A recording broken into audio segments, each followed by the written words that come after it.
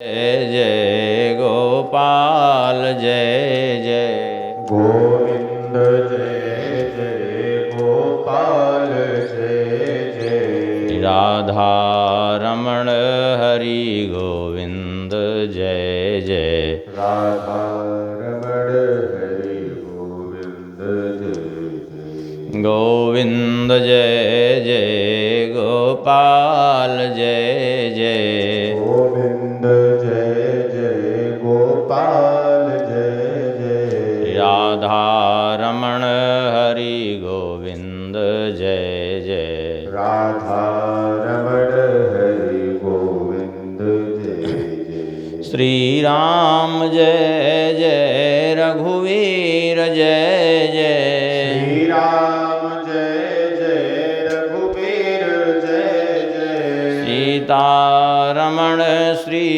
रघुनाथ जय जय सीतारमण श्री रघुनाथ जय जय श्री राम जय जय रघुवीर जय जय श्री राम जय जय रघुवीर जय जय सीतारमण श्री रघुनाथ जय जय सीतारमण श्री रघुनाथ जय जय गोविंद जय जय गोपाल जय जय गोविंद जय जय गोपाल जय जय राधा रमण हरि गोविंद जय जय राधा रमण हरि गोविंद जय जय गोविंद जय जय गोपाल जय जय गोविंद जय जय गोपाल जय जय श्री राधा रमण हरि गोविंद जय जय राधा रमण हरि गोविंद जय जय श्री वृंदावन बिहारी लाल की जय हो श्री राधा श्याम सुंदर भगवान की जय हो श्री सीताराम चंद्र भगवान की जय हो श्री रामलला सरकार की जय हो श्री कनक भवन बिहारी बिहारणी जू की जय हो श्री सिद्धि सदन बिहारी बिहारणी जू की जय हो श्री हनुमान जी महाराज की जय हो श्री भागवत भगवान की जय हो श्री सुखदेव भगवान की जय हो श्री व्यास भगवान की जय हो श्री सूत जी महाराज की जय हो समस्त सौनकादि ऋषियों की जय हो श्री सद्गुरुदेव भगवान की जय श्री परीक्षित जी महाराज की जय सब संतन की सब भक्तन की सब विप्रन की जय हो गौ माता की सत्य सनातन धर्म की जय जय श्री सीताराम जय जय श्री राधेश्याम नमः पार्वती पतये हर हर महादेव हरिशरणम परम मंगलमय परात्पर अखिलेश्वर अकारण करुणावरुणालय भक्त वांछा कल्पतरु भगवान की महती कृपा करुणा से हम लोग भगवान के ही वांग्मय स्वरूप श्रीमद् भागवत जी के माध्यम से भगवान के पवित्र चरित्रों का कथन श्रवण कर रहे हैं। कल तक के प्रसंग में हम लोगों ने मनुवंश का वर्णन सुना, कपिल भगवान का अवतार और यज्ञ भगवान का अवतार, पृथु जी का चरित्र, ध्रुव जी का चरित्र, जड़ भरत जी का चरित्र हम लोगों ने श्रवण किया और अंत में नरकों का वर्णन श्रवण किया। आगे परीक्षित जी ने पुनः प्रश्न किया, अधुनेह महाभाग यथैव नरकान् नरः नानोग्रयातनान्यात् तन्मे व्याख्यातुमर्हसि। हे भगवान, अभी जो आपने नरकों का वर्णन किया है, उन नरकों में विभिन्न यातनाओं का जो वर्णन किया, अब कृपा करके ये बताइए कि ऐसा कोई उपाय क्या है जिससे नरकों में न जाना पड़े। ऐसा कोई उपाय बताइए जिससे नरक जाना न पड़े। श्री परीक्षित जी कहते हैं, इनके प्रश्न को सुनकर के भगवान श्री सुखदेव जी कहते हैं, बहुत सुंदर प्रश्न तुमने किया है। देखो, मनुष्य जो है 3 प्रकार से कर्म करता है, मन से, वाणी से, क्रिया से। शुभ कर्म और अशुभ कर्म, चाहे वो शुभ कर्म हो अथवा अशुभ कर्म हो, उस कर्म का फल प्रत्येक व्यक्ति को भोगना पड़ता है। मन से, वाणी से, क्रिया से जो भी इस शरीर के द्वारा पाप होता है, उसका यदि जीते जी प्रायश्चित्त कर लिया जाए तो नरकों में नहीं जाना पड़ेगा। लेकिन प्रायश्चित्त कैसे? कहते हैं प्रायश्चित्त दोषस्य दृष्ट्वा गुरु लाघवम यथा भिषक चिकित्से तरुजाम निदानवित। जैसे छोटा बड़ा पाप, उसी प्रकार से छोटा बड़ा प्रायश्चित्त।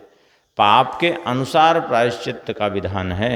ऐसा नहीं कि जो मन में आवे पाप खूब कर लिया और उसको के बाद कह दिया हम थोड़ा सा प्रायश्चित्त कर लें, ऐसा नहीं होता है। जैसे रोग की अलग अलग समस्त रोगों की अलग अलग चिकित्सा होती है, ऐसे सभी पाप का अलग अलग प्रायश्चित्त वर्णन किया गया है। भाई रोग सबको, अब मान लिया कोई हृदय के आघात रोग से जो है ग्रस्त है, हार्ट अटैक की समस्या है, अब कह दो कि हम उसको भी पैरासीटामोल दे दें टैबलेट, और जिसको बुखार है उसको भी दे दें, किसी को ब्लड प्रेशर हाई हो गया हो तो उसको भी दे दें, किसी को शुगर हो गया हो उसको भी वही पैरासीटामोल दे दें, तो होगा क्या काम? हाँ, प्रत्येक व्यक्ति के लिए जैसे अलग अलग रोग की अलग अलग औषधि है। कोई रोग है, ज्वर आ गया मान लिया, तो 2-4 दिन में ही बुखार दवा लेने से ठीक हो जाएगा। लेकिन किसी को ऐसा रोग हो गया कि कई कई वर्षों दवा लेनी पड़ती है। किसी को ऐसा रोग हो जाता है कि जीवन भर दवा लेनी पड़ती है और जीवन भर परहेज भी करना पड़ता है। ठीक उसी प्रकार से जैसा पाप रहेगा उसके अनुसार ही उसके प्रायश्चित्त का विधान है। परीक्षित जी ने कहा वो तो ठीक है, लेकिन एक समस्या तो उसमें भी है। क्वचिन्निवर्तते भद्रात् क्वचित् चरति तत्पुनः प्रायश्चित्तमतो पार्थम मन्ने कुंजर शौचवत्। कोई प्रायश्चित्त करे और प्रायश्चित्त करके फिर से पाप करे। ये तो ऐसे ही हुआ जैसे हाथी को ले जा करके किसी सरोवर में, किसी तालाब में खड़ा करके खूब स्नान कराया मलमल करके एकदम, और उसके बाद निकाल करके जैसे ही बाहर ले आए वो हाथी क्या करेगा? उठा के धूल अपनी सूंड से फिर ऊपर डाल लिया। क्या मतलब निकला उसके स्नान का? कोई फायदा नहीं हुआ। ऐसे ही स्वभाव विवश होने के कारण, जैसे स्वभाववश हाथी अपने ऊपर उठा के धूल डाल लेता है, ऐसे ही स्वभाव विवश बार बार वो पाप कर्म करेगा तो उसके प्रायश्चित्त का कोई अर्थ ही नहीं निकला। भगवान श्री सुखदेव जी कहते हैं सत्य कह रहे हो तुम। देखो, जितने पाप नाश के उपाय कहे गए हैं, तपसा ब्रह्मचर्येण समेन च दमेन च त्यागेन सत्य शौचाभ्याम यमेन नियमेन च। तपस्या, ब्रह्मचर्य, सम, दम, त्याग, सत्य, पवित्रता बाहर भीतर की दोनों ओर से, और यम नियम, ये जितने साधन कहे गए हैं, इनसे पाप का नाश होता तो है, लेकिन पाप की प्रवृत्ति का नाश इनके द्वारा नहीं होता। जैसे रावण आदि ने क्या तपस्या नहीं की? तपस्या तो की, तपस्या की, वरदान प्राप्त किया, और फिर से इतने तपस्या की इन लोगों ने, हिरण्यकशिपु, रावण आदि ने, रावण ने तो सिर काट कर करके ही चढ़ा दिया। हिरण्यकशिप ने इतनी तपस्या की, पूरा शरीर समाप्त हो गया, हड्डियां हड्डियां शेष रही, लेकिन दुष्प्रवृत्ति नहीं गई। शक्ति प्राप्त हुई वरदान प्राप्त करके, और फिर से वो दंडता में आ गए। वही ये स्वभाव बड़ा विचित्र होता है।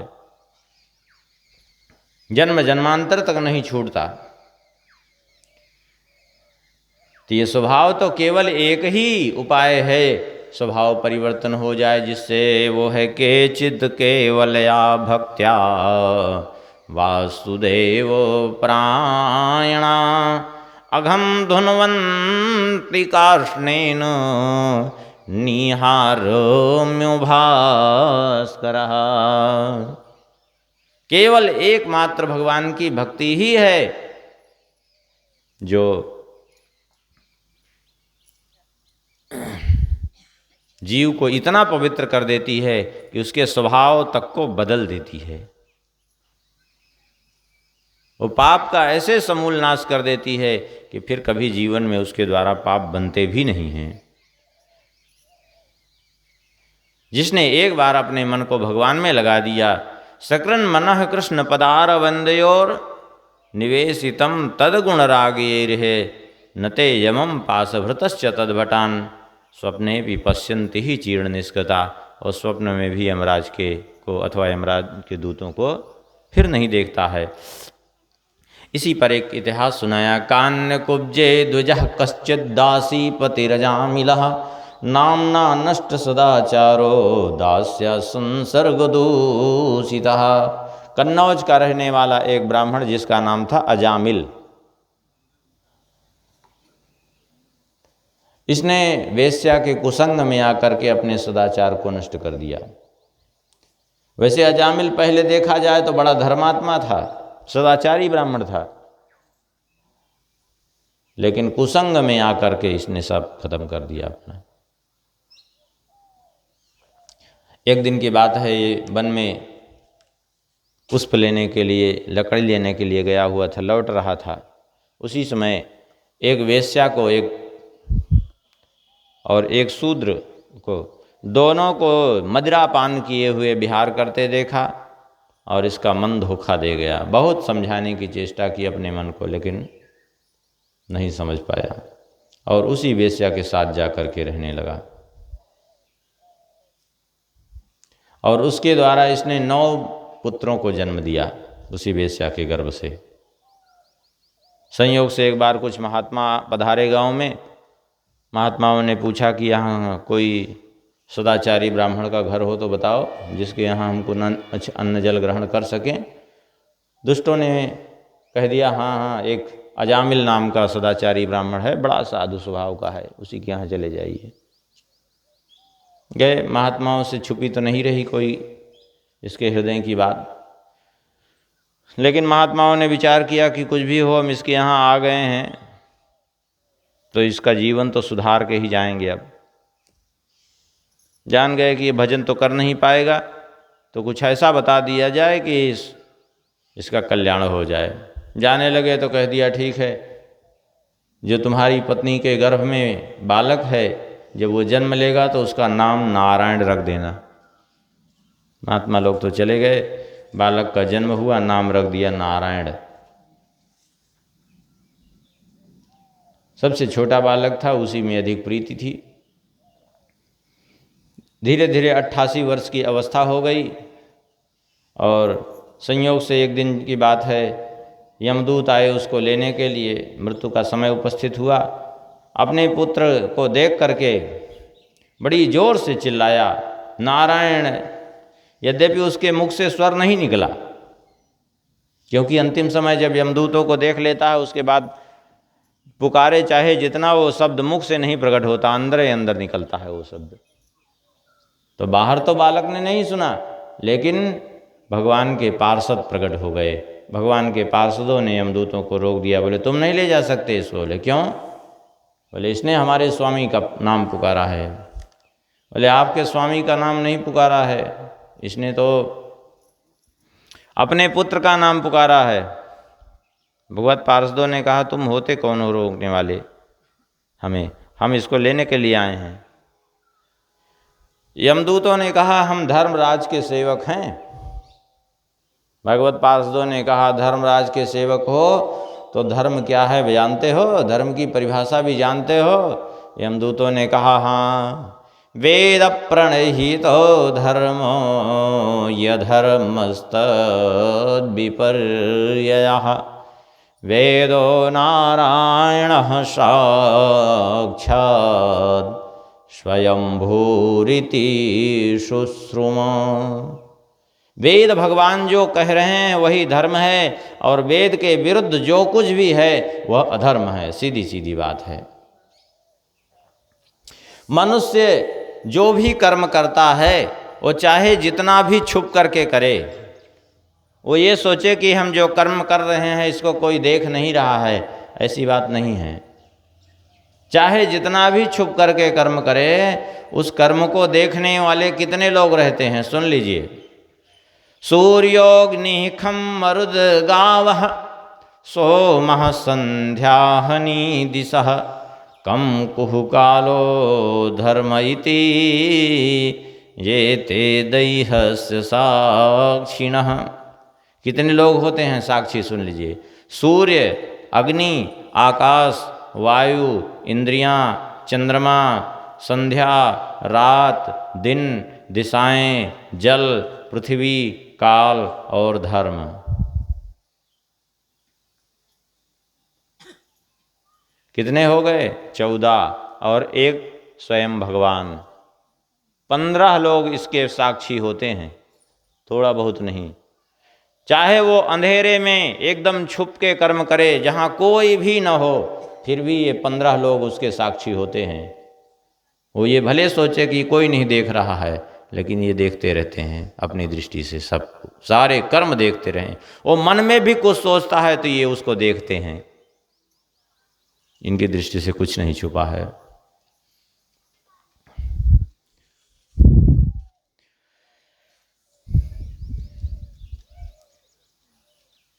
यद्यपि ये बड़ा सदाचारी था, लेकिन फिर भी इसने पाप किया है तो इसको फल तो भोगना पड़ेगा। भगवत पार्षदों ने कहा लेकिन ये भगवान का नाम लिया है इसने, इसलिए अब ये पाप का भागी नहीं है।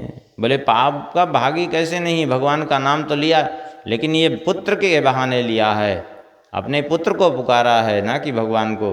भगवत पार्षदों ने कहा किसी भी बहाने से लिया है, लेकिन अयम ही कृत निर्वेशो जन्म कोटन हसामपि यद्व्याजहार विवशो नाम स्वस्तेनम हरे। इसने एक नहीं करोड़ों करोड़ों जन्मों के पाप का विनाश कर दिया है, क्योंकि इसने भगवान का नाम पुकारा है। चाहे कोई भी हो, स्तेनः सुरापो मित्रध्रो ब्रह्मः गुरुतल्पगः स्त्रीराज पितृगो हंता ये च पातकिनो परे। चोर हो, शराबी हो, मित्रद्रोही हो, ब्रह्म हत्यारा हो, गुरुपत्नीगामी हो, स्त्री की हत्या करने वाला, राजा की हत्या करने वाला, माता पिता को हत्यारा ही क्यों न हो, लेकिन समस्त पापों से मुक्त हो जाता है जिसने भगवान का नाम उच्चारण किया, क्योंकि भगवान के नाम में सामर्थ्य ही ऐसी है। अब रही बात, तुम ये कहते हो कि इसने पुत्र के बहाने लिया है, तो सुनो, सांकेत्यम पारिहास्यम वा स्तोभम हेलनमेव वा वैकुंठनामग्रहणम शेषाघहरम विदुः। संकेत में हास परिहास से, उपहास पूर्वक, अवहेलना पूर्वक भी कोई जो है नाम ले ले भगवान का, तो अशेष आघहरम विदु, समस्त पापों से वो मुक्त हो जाता है। जैसे कहते हैं अज्ञानाद अथवा ज्ञानाद उत्तम श्लोक नाम यत् संकीर्तित मघम पुंसो दहे दे धो यथानलः। जानबूझ करके ले चाहे अनजान में ले, पाप अवश्य नष्ट होगा। कैसे? बोले कोई अग्नि को जानबूझ करके छू ले अथवा अनजान में छू ले, जलेगा कि नहीं जलेगा? जलेगा ही। कोई जानबूझ करके विष पी ले अथवा अनजान में किसी को विष दे दिया जाए, वो पता भी न चले उसको, अगर पी ले तो मरेगा कि नहीं मरेगा? क्यों? क्योंकि वस्तु गुण श्रद्धा की अपेक्षा नहीं रखती। जो विष उसने भक्षण किया वो विष उसको मारेगा ही मारेगा, चाहे उसको मालूम हो अथवा ना हो, क्योंकि उसका वो प्रभाव है। हरिर हरति पापानि दुष्ट चित्तैरपि स्मृतः अनिक्षयापि संस्पृष्टो दहत्येव हि पावकः। भगवान का नाम लेने से जैसे अनिच्छा पूर्वक अग्नि का स्पर्श हो जाए तो भी अग्नि जला ही देती है, उसी प्रकार अनिच्छा पूर्वक भी भगवान का नाम स्मरण हो जाए तो नाम भगवान का पाप नष्ट कर ही देता है। इसलिए जो है इसने भगवान का नाम लिया है तो अब ये तुम्हारे साथ नहीं जाएगा, अब ये हमारे साथ भगवान के धाम को जाएगा।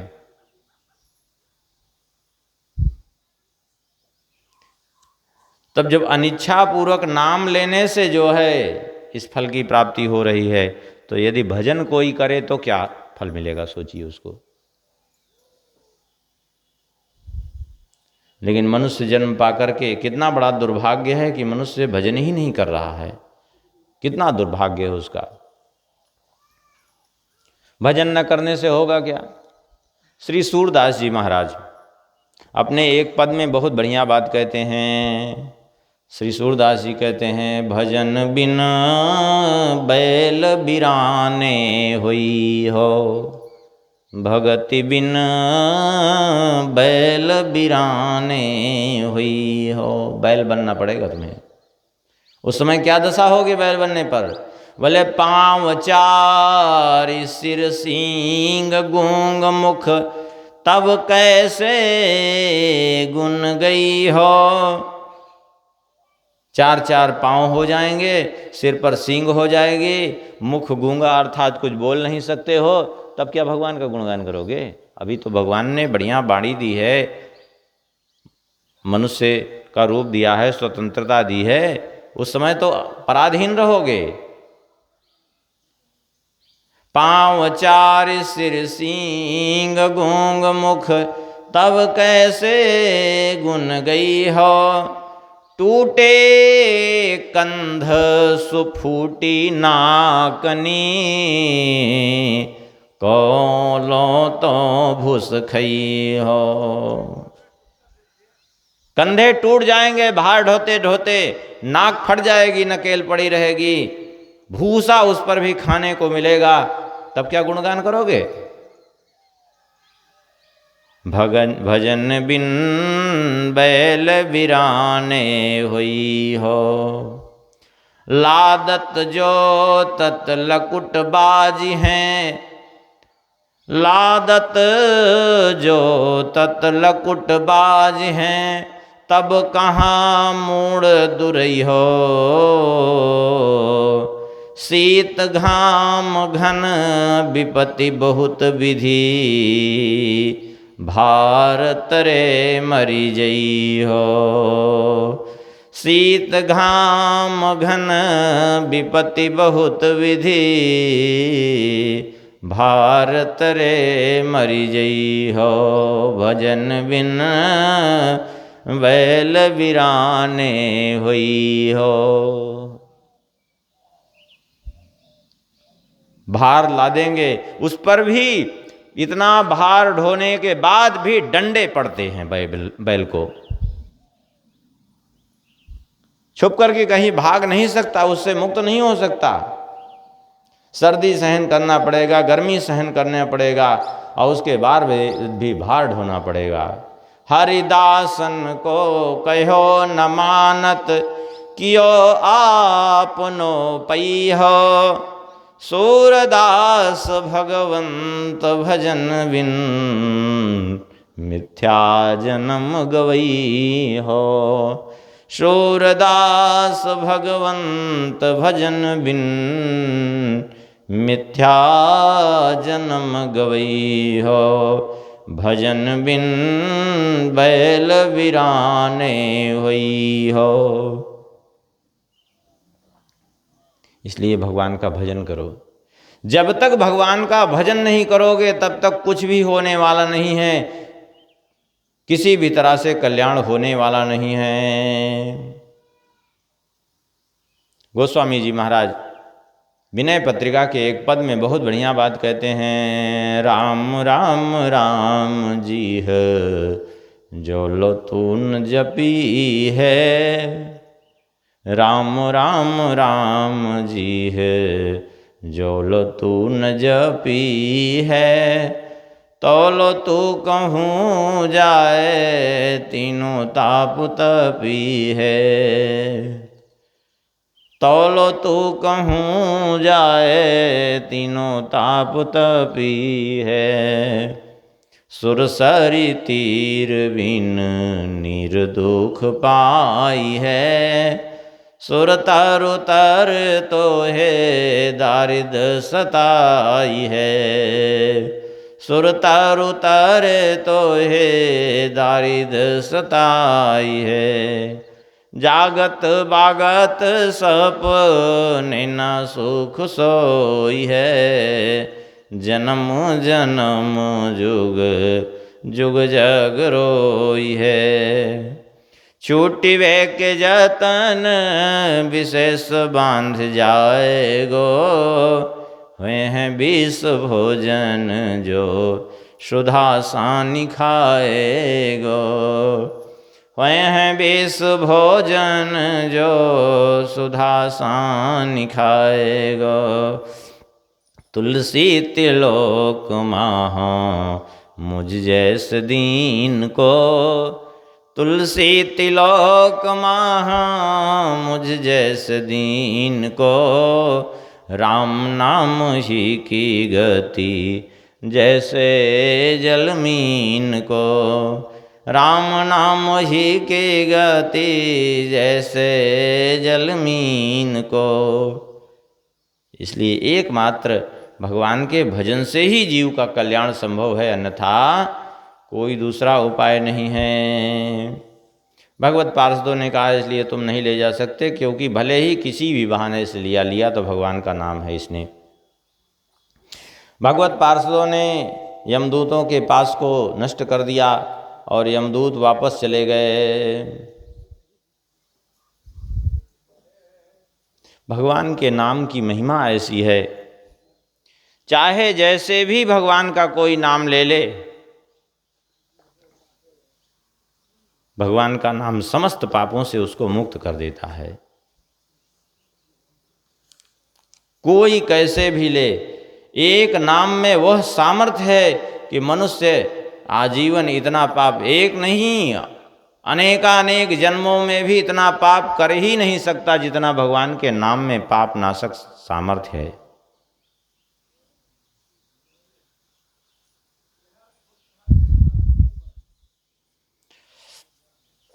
यमदूत भाग करके गए यमराज के पास और जा कर के यमराज से सारी घटना सुनाई।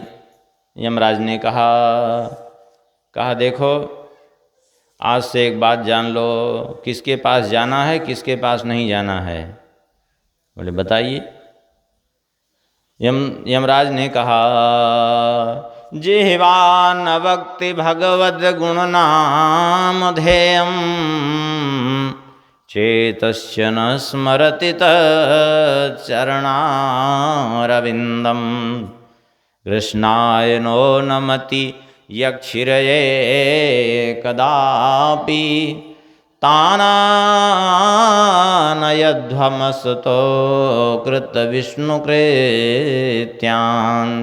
जिसकी जिह्वा कभी भगवान का गुणगान नहीं करती, जिसका चित्त भगवान का कभी स्मरण नहीं करता, जो भगवान के चरणों में कभी झुकते नहीं हैं, भगवान को प्रणाम नहीं करते, ऐसे लोगों को हमारे पास ले आया करो। अकृत विष्णु कृत्यान, जो भगवान के भजन से विमुख हैं, ऐसे लोगों को हमारे पास ले आया करो।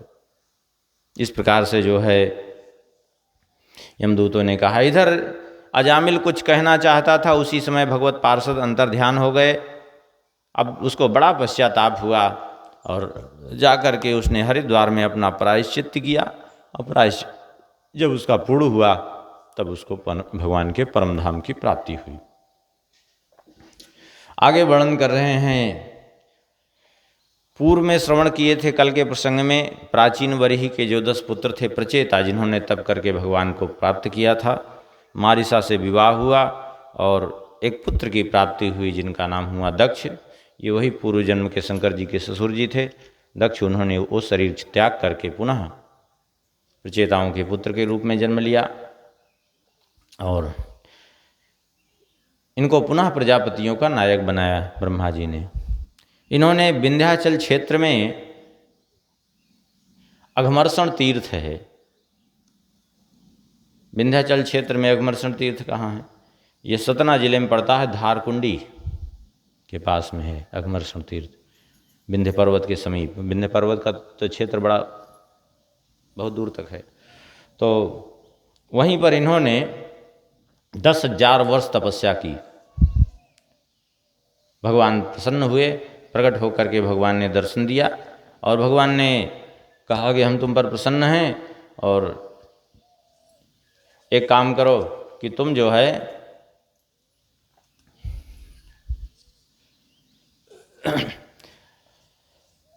मेरी आज्ञा है कि तुम पंचजन की पुत्री असिग्नि के से विवाह कर लो। अब विवाह करके जो है तुम आगे सृष्टि का विस्तार करो।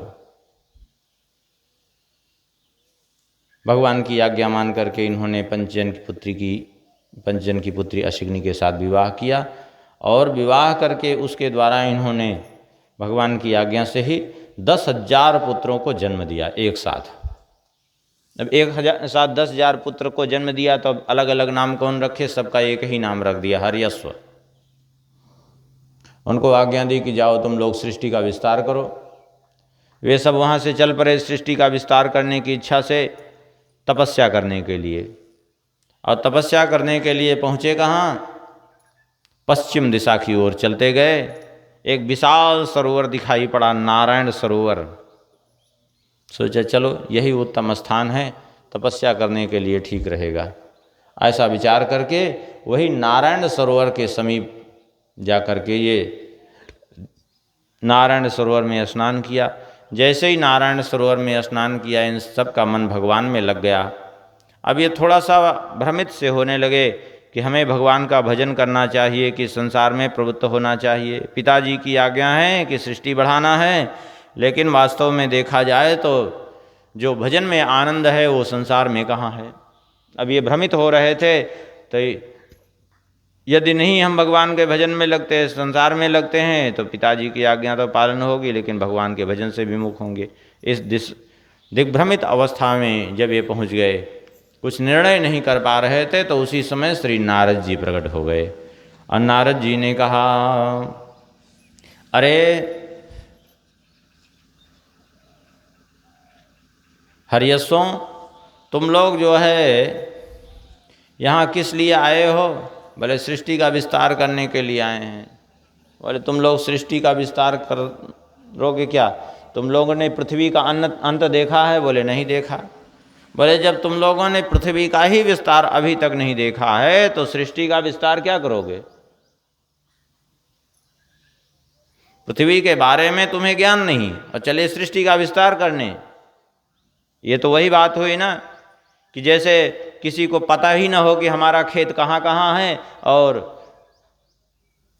अपने बच्चों से कह दे कि जाओ तुम खेत जोतो, तो बच्चे कहाँ का खेत, किसका खेत जोत डालेंगे? वो भाई पता तो होना चाहिए कि हमारा खेत कहाँ है, तब तो वो खेत जोतेगा।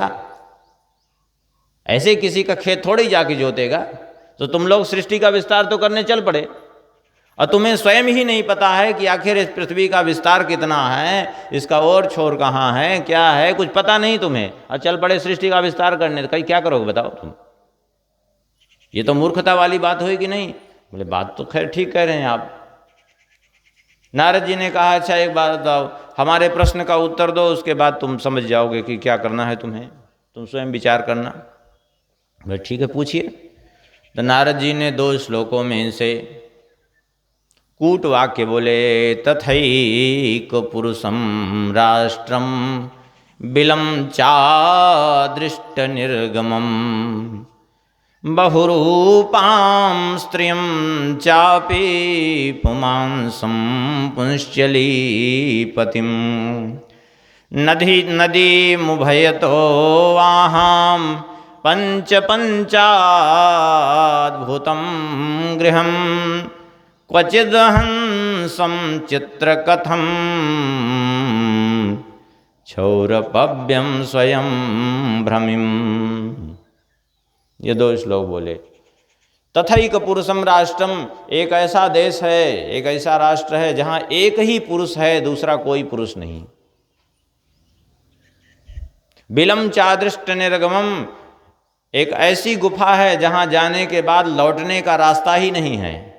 कोई अगर प्रवेश कर जाए तो वहां से भी लौट नहीं सकता। बहुरूपाम स्त्रियम चापी, एक बहुरूपिणी स्त्री है। एक ऐसा पुरुष है जो कुल्टा का पति है। एक ऐसी नदी है जो दोनों ओर बह रही है। एक ऐसा घर है जो 25 तत्वों से बना हुआ है। एक ऐसा हंस है जिसकी कथा बड़ी विचित्र है। एक ऐसा चक्र है जो छुरे की धार से भी तेज और निरंतर चलता रहता है, जो कभी रुकता ही नहीं है। इस प्रकार से प्रश्न किया। वे सब इस प्रश्न का उत्तर जानने के लिए विचार करने लगे। विचार करते करते आखिर में इस प्रश्न का उत्तर वो समझ भी गए। अब इस प्रश्न का उत्तर समझ करके वो सब जो है नारद जी के चौड़ों में पड़े।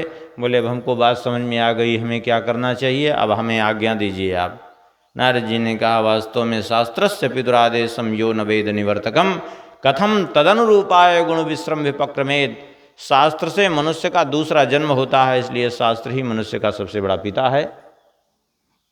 शास्त्र कभी किसी को संसार में प्रवृत्त होने की आज्ञा नहीं देता। देखिए, अब ये जो नारद जी ने प्रश्न किए थे, जो कूट श्लोक बोले थे, ये प्रत्यक्ष में तो इस तरह से अर्थ निकल रहा है। वास्तव में इसका अर्थ है क्या, ये समझें। तथैक पुरुषम राष्ट्रम, बात न करें आप लोग, थोड़ा माताओं से आग्रह है कि थोड़ा सा आप लोग बात न करें। बात करेंगे तो समस्या बनेगी। तथैक पुरुषम राष्ट्रम, एक ऐसा पुरुष है, एक ऐसा देश है जहाँ एक ही पुरुष है। तो ये संपूर्ण सृष्टि में एक ही पुरुष है, भगवान। बाकी जो कुछ भी दिख रहा है वो सब प्रकृति है। पुरुष एकमात्र भगवान है, अब बाकी सब कुछ प्रकृति है, दूसरा कोई पुरुष नहीं है। ये शरीर प्रकृति से निर्मित है, आत्मा सबकी एक ही भगवान का ही अंश चिदंश है। वो गुफा कौन सी है जहाँ जाने के बाद कोई वापस नहीं निकल सकता? वो है भगवान का धाम। यद गत्वा न निवर्तन्ते तद्धाम परमम मम, भगवान गीता में कहते हैं, वहाँ जाने के बाद फिर कोई वापस नहीं आ सकता है। बहुरूपाम स्त्रियम, बहुरूपिणी स्त्री कौन है जो बहुत से रूप धारण करती है? यह है बुद्धि। यही बुद्धि कभी सतोगुण धारण कर लेती है, कभी रजोगुण रूप में हो जाती है, कभी तमोगुण का रूप धारण कर लेती है। एक ऐसा पुरुष जो कुल्टा का पति, ये कौन है? यही जीव है, एक कुल्टा का पति। क्यों? ये जीव ही जो है वो पुरुष है, और कुल्टा वो बुद्धि है जो तरह तरह के रूप धारण करती है। कभी कुछ चिंतन करती है, कभी कुछ चिंतन करती है। कुल्टा क्यों है? बोले कुल्टा इसलिए है कि अपने पति को छोड़ करके जो दूसरे का चिंतन करे वही कुल्टा है। और ये विभिन्न प्रकार की चीज़ों का चिंतन करती है, इसलिए कुल्टा है ये। नदी मुभय तो अहम, दोनों ओर बहने वाली नदी क्या है? ये माया। जो जन्म और मृत्यु दोनों ओर इसका भाव है। जन्म भी माया के कारण हो रहा है और मृत्यु भी माया के कारण। 25 तत्वों का बना हुआ घर कौन सा है? ये शरीर। ये शरीर ही 25 तत्वों का घर है। जोड़ लीजिए चाहे आप तो। क्षितिजल बावर गगन समीरा, ये पंच महाभूत, पंच कर्मेंद्रियां, पंच ज्ञानेन्द्रियां, 15 हो गए। पंच महाभूत, पंच कर्मेंद्रियां, पंच ज्ञानेन्द्रियां 15 हो गए। और पंच तन्मात्राएं, शब्द स्पर्श रूप रसगंध, कितने हो गए? 20। मन बुद्धि चित्त और अहंकार कितने हो गए? 24, और एक आत्मा, कितने हुए? 25। 25 तत्वों का घर ये है शरीर। क्वचिद हंसम चित्र कथम, वो हंस कौन सा है जिसकी कथा विचित्र है? ये है शास्त्र। जो शास्त्र कहता कुछ और है, दिखता कुछ और है, और इस वास्तविक तात्पर्य कुछ और होता है। और क्षौरपव्यम स्वयं भ्रमिम, और छुरे की धार से भी तेज जिसकी धार है, जिससे कोई नहीं बच सकता। और हमेशा चलने वाला चक्र कौन सा है? यह है काल चक्र, समय चक्र, कभी नहीं रुकता।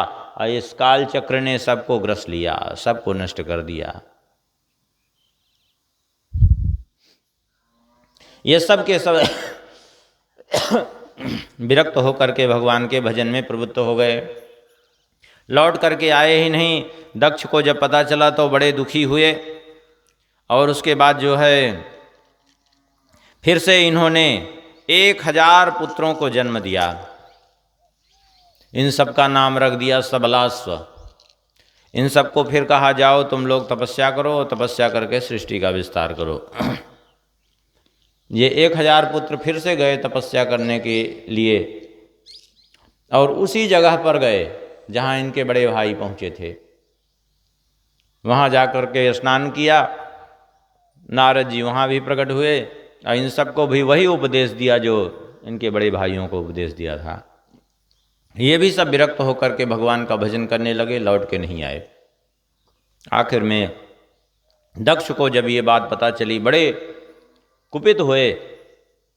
संयोग से एक दिन नारद जी मिल गए, तो नारद जी मिल गए तो बड़े क्रोध में आकर के दक्ष ने कहा, तन तन तो कृन्तनयन्नस्त्वम् अभद्रमचरः पुनः तस्माल्लोकेषु ते मूढ़ न भवे भ्रमतापदम्। नारद जी को श्राप दे दिया कि जाओ, निरंतर जो है तुम संसार में विचरण करते फिरो, तो तुम हमारे वंश का छेदन करने के लिए बिल्कुल कटिबद्ध हो गए हो। इसलिए तुम निरंतर विचरण करते रहो, कहीं भी तुम्हें ठहरने के लिए जगह न मिले, ठहर नहीं सकोगे। ये मेरा श्राप है।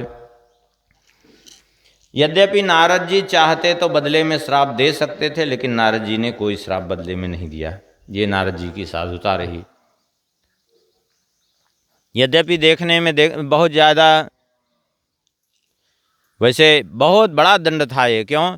किसी को कह दो कि तुम्हें विश्राम बिल्कुल नहीं करना है, निरंतर चलते ही रहना है, तो क्या दशा होगी उसकी। लेकिन फिर भी नारद जी ने श्राप को स्वीकार कर लिया, और तब से निरंतर विचरण कर रहे हैं नारद जी। दक्ष अपने सृष्टि के वृद्धि के कार्यक्रम से उदासीन होकर के बैठ गए। तो एक दिन ब्रह्मा जी ने उनको बुलाया। ब्रह्मा जी ने कहा कि क्यों तुम्हें सृष्टि का कार्य सौंपा गया, तो सृष्टि के विस्तार में क्यों नहीं लगे हो? बोले क्या करें? अरे हमने 11,000 पुत्रों को जन्म दिया, 10,000 एक बार, 1,000 एक बार, एक भी नहीं बचे। नारद जी ने सबको विरक्त बना दिया। आप हमें तो कह रहे हैं इस प्रकार से, और नारद जी को आप कुछ नहीं कह रहे हैं, जबकि सबको नारद जी ने ही बिगाड़ा। हम तो अपना कार्य कर ही रहे थे, इसलिए आप नारद जी को समझाइए। ब्रह्मा जी ने कहा देखो, नारद जी का इसमें कोई दोष नहीं है, क्योंकि नारद जी कभी कोई कार्य अनावश्यक रूप से नहीं करते हैं। तुम्हें ऐसा लग रहा है कि नारद जी ने तुम्हारा कार्य बिगाड़ दिया है, तुम्हारे पुत्रों को विरक्त बना करके, लेकिन सच्चाई तो यह है कि नारद जी ने तुम्हारा कार्य बिगाड़ा नहीं है, बल्कि बनाया ही है। सृष्टि के कार्य में सहयोग ही किया है। कैसे सहयोग किया है? देखिए, इसलिए सहयोग किया है क्योंकि सृष्टि का कार्य, जो तुम ये सोच रहे हो कि केवल सृष्टि का कार्य बच्चे पैदा करने से सृष्टि बढ़ती है, ऐसी बात नहीं है। बच्चे पैदा करें तो सृष्टि तो बढ़ जाएगी, लेकिन वो सृष्टि खाएगी क्या? मिट्टी खाएगी क्या? उसका पोषण भी तो होना चाहिए। तो नारद जी ने जो किया है वही किया है। सच्चाई तो यह है कि यह धरती अन्न देती कब है? बोले धरती अन्न देती है महापुरुषों के प्रभाव से, उनके तपोबल से, उनके भजन के प्रभाव से। यदि महापुरुष इस सृष्टि में नहीं रहेंगे तो यह सृष्टि भी नहीं रहेगी, ये सब जल करके भस्म हो जाएगी ये सृष्टि। इसलिए नारद जी ने जो किया है वो ठीक किया है, इसलिए नारद जी को दोष देना उचित नहीं है। एक काम करो, तुम्हें ये लगता है कि नारद जी ने हमारे पुत्रों को भड़का दिया तो कोई बात नहीं, तुम अब पुत्रियों को जन्म दो। क्योंकि नारद जी ने पुत्रों को विरक्त बनाया है, पुत्रियों को तो नहीं बनाएंगे, क्योंकि उनके लिए तो कोई ऐसा नियम है नहीं। तब इन्होंने ब्रह्मा जी की आज्ञा मान करके 60 कन्याओं को जन्म दिया है। और वो 60 कन्याएं जो इनको प्राप्त हुई, उनमें 10 कन्याओं को धर्म को ब्याह दी, 13 कश्यप जी को ब्याही, 27 चंद्रमा को ब्याही, 2 भूत को, 2 अंगिरा को, 2 कृशास्व को, और 4 बची तो फिर उनको कश्यप जी को ब्याह दी। इस प्रकार से अपनी 60 कन्याओं का इन्होंने विवाह कर दिया। और इन कन्याओं से इतना वंश का विस्तार हुआ कि हर प्रकार की सृष्टि इनसे हुई। विशेष करके कश्यप जी को जो कन्याएं ब्याही गई थी उनसे तो हर प्रकार की सृष्टि हुई, यहाँ तक कि देवता हुए, दानव हुए, दैत्य हुए, और पशु हुए, पक्षी हुए, सर्प हुए, सब प्रकार की सृष्टि उनसे हो गई।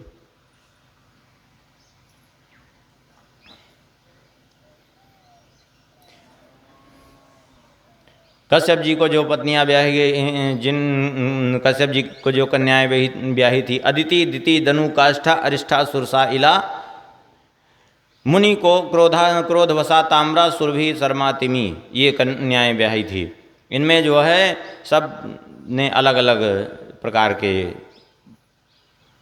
जीवों को उत्पन्न किया।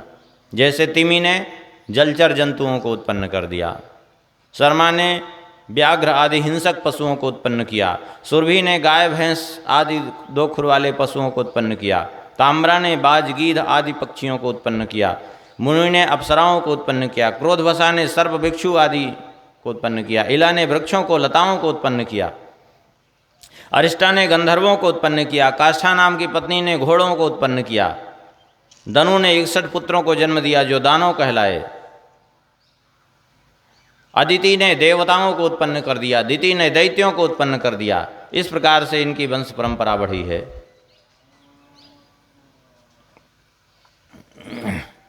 आगे वर्णन करते हैं भगवान श्री सुखदेव जी के। हे राजन, एक बार की बात है,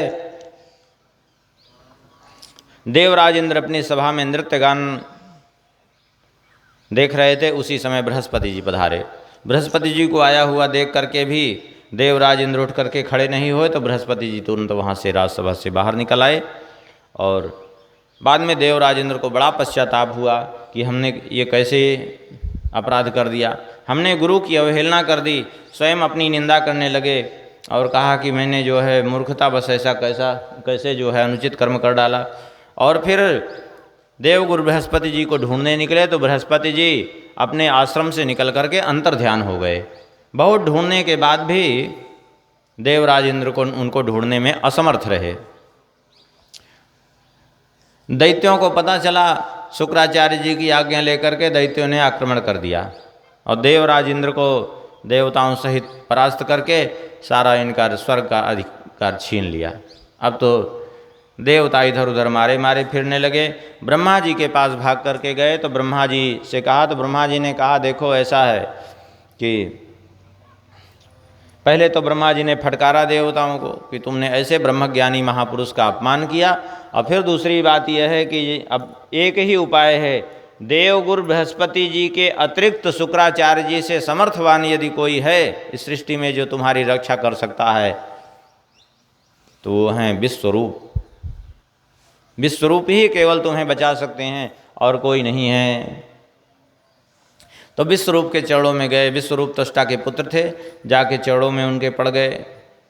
अब त्वष्टा भी देवताओं में ही एक हैं और विश्वरूप उनके पुत्र। अब उनके चरणों में पड़े जब देवता तो बड़े बेचारे लज्जित हो गए, आप हमारे पूर्वज होकर के हमारे चरणों में क्यों पड़े हैं, क्या कारण है? बोले हमारी रक्षा करिए, हमारे ऊपर संकट आ गया है। इन्होंने कहा हम पुरोहिताई नहीं करेंगे, क्योंकि पौरोध संहृष्यति एन दुर्मति, बुद्धि खराब करने वाली वृत्ति है, हम नहीं इसको ग्रहण करेंगे। बोले बार बार जब देवताओं ने प्रार्थना किया तो संकोच में आकर के इन्होंने स्वीकार कर लिया और नारायण कवच का उपदेश दे करके देवराज इंद्र को सुरक्षित कर दिया।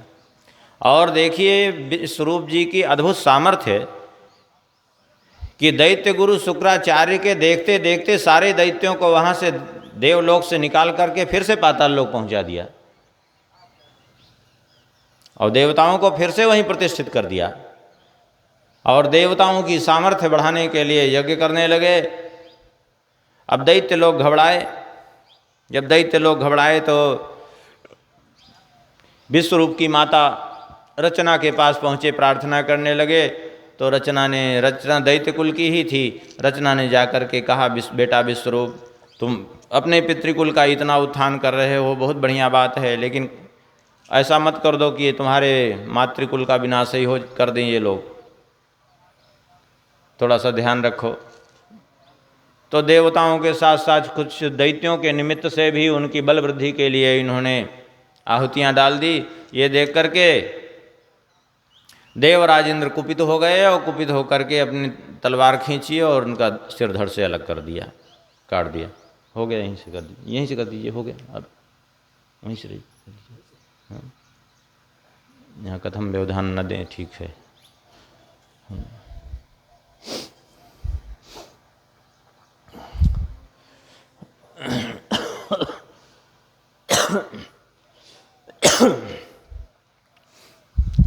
देवराज इंद्र ने विश्वरूप का सिर काट लिया। परिणाम ये हुआ कि ब्रह्म हत्या इनके पीछे पड़ गई। जब ब्रह्म हत्या इनके पीछे पड़ गई तो उस ब्रह्म हत्या से बचने के लिए पहले तो बहुत समय ये इधर उधर भागते रहे, लेकिन क्या करें, कब तक भागते, ब्रह्म हत्या पीछा नहीं छोड़ रही थी। अंत में इन्होंने ब्रह्म हत्या के 4 विभाग किए और उसको अलग अलग जगह बांट दिया। 4 विभाग कैसे किए? बोले एक भाग 4 हिस्से करके, एक भाग पृथ्वी को, एक भाग जल को, एक भाग वृक्षों को और एक भाग स्त्रियों को प्रदान किया। इसके बदले में सबने वरदान प्राप्त किया देवराज इंद्र से। पृथ्वी को एक हिस्सा प्रदान किया बदले में पृथ्वी ने ये वरदान लिया कि लोग गड्ढा खोदते रहते हैं हमारे ऊपर, तो ऐसा वरदान दीजिए कि ये गड्ढे समय पर अपने आप भर जाया करें। देवराज इंद्र ने कहा ठीक है, तथास्तु। पृथ्वी में ये जो ऊसर भूमि दिखाई पड़ती है, ये ऊसर भूमि उसी ब्रह्म हत्या का ही जो है परिणाम है। जो जगह जगह ऊसर भूमि दिखाई पड़ती है ब्रह्म हत्या के कारण ही है। एक भाग जो है वृक्षों को दिया। वृक्षों ने भी बदले में ये वरदान लिया कि लोग हमारी डालियां काट देते हैं, ऐसी कृपा कर दीजिए कि हमारी डालियां दूसरी निकल जाया करें, सूखने न पावे पेड़। देवराज इंद्र ने कहा ठीक है, तथास्तु। इसलिए पेड़ों की डालियां अभी कहीं से काट दीजिए तो बगल से दूसरी डालियां फूट जाती हैं वहाँ। वृक्षों में ये जो गोंद निकलती है, ये गोंद उसी ब्रह्म हत्या का ही परिणाम है। बहुत लोग आजकल वो गोंद खाते हैं, खाना नहीं चाहिए, उसको खाने से ब्रह्म हत्या का पाप लगता है। आजकल तो कितना बड़ा दुर्भाग्य है देश का कि वो गोंद खाने कौन कहे, वो बिकने लगी है बाजार में और उसको खरीद के लाला के लड्डू बनाए खाते हैं। ऐसे बुद्धि लोगों की खराब हो गई। वो गोंद बाजार में बिकने लगी और लोग खरीद रहे हैं, और जबकि उसको खाना नहीं चाहिए।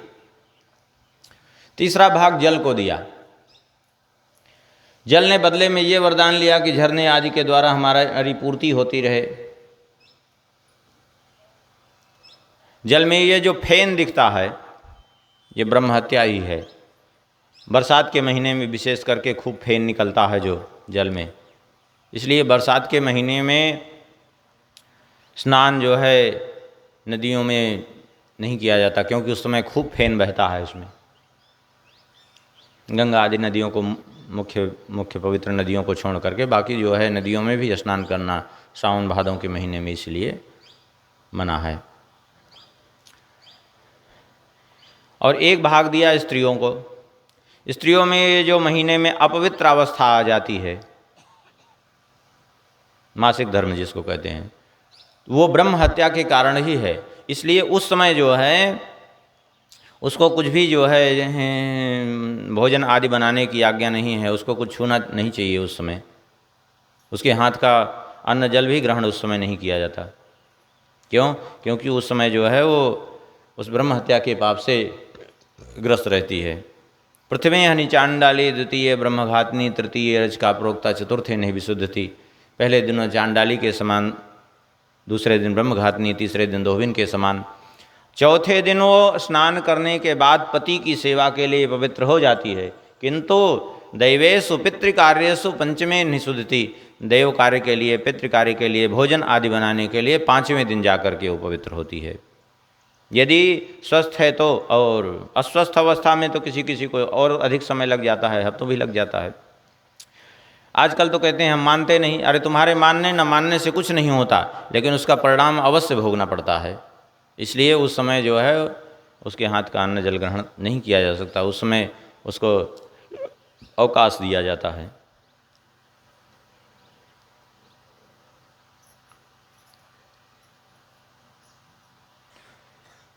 लोग कह देते हैं आजकल तो बड़े सरल भाव से कहेंगे उतनी समय घर में भोजन कौन बनाएगा, घर में ये करेगा कौन। अरे हम कहते हैं पुरुषों से कि आपको महीने में 4 दिन छुट्टी मिलती है, 5 दिन छुट्टी मिलती है कि नहीं, कहीं नौकरी करते हो तो। जब आप 4-5 दिन छुट्टी ले सकते हो तो उसको छुट्टी नहीं दे सकते हो, घर आपको नहीं कुछ कर सकते हो। पहले बड़ा परिवार रहता था, कोई समस्या ही नहीं थी, अब समस्या हो रही है क्योंकि छोटा परिवार हो गया। ये वरदान देने के बाद अंत में पृथ्वी देवी ने कहा कि कुछ और भी संशोधन कर दीजिए कि क्या हम ही को सारा पाप भोगना पड़ेगा, 1/4 तो देवराजेंद्र ने कहा ठीक है, थोड़ा हम और संशोधन कर देते हैं। जो आर्द्रा नक्षत्र में अम्बुवाची योग में जो पृथ्वी का खनन करेंगे, खोदेंगे, उनको भी उस ब्रह्म हत्या का फल भोगना पड़ेगा। और जो मार्ग में गंदगी फैलाएंगे, मार्ग में रास्ते में मलमूत्र का परित्याग करेंगे, वे भी उस पाप के भागी होंगे। इसलिए मार्ग में मलमूत्र का परित्याग करने वाले ब्रह्म हत्या के पाप के भागी होते हैं। मार्ग में कभी नहीं मलमूत्र का परित्याग करना चाहिए।